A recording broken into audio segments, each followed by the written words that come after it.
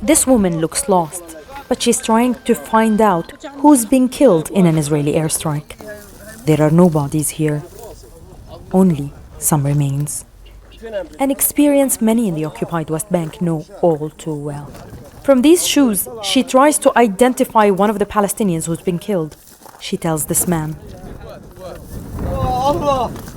And they leave without saying whether a relative of theirs is among the dead. The Israeli army says it used a drone in this attack on a group of fighters in Tulkarem, north of the occupied West Bank. Israeli soldiers rushed to the scene afterwards and carried away bodies. They later told Palestinian sources that 4 Palestinian men were killed in the strike. After an hour and a half of waiting, we came here only to find body parts. A piece of brain was stuck on this rock. We were trying to collect the body parts and take them with us. Locals tell us that the fighters were inside this car before they escaped it and ran away to the hills over there where they were hit. The Israeli forces were chasing them in a car from that area, and I think they were trying to hide between the olive trees. The airstrike was the second in Tulkarem on Saturday. Earlier, an Israeli aircraft hit a vehicle, killing several Palestinian fighters.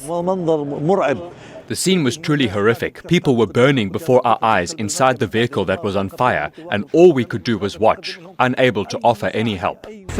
It took hours for medical teams to be able to identify the bodies. One was that of Qassam Brigades, the leader of the Qassam Brigades in Tulkarem. Since the start of the war on Gaza, Israeli forces have intensified the use of aerial strikes in the occupied West Bank. About 30 are reported to have been carried out on the occupied West Bank since October the 7th.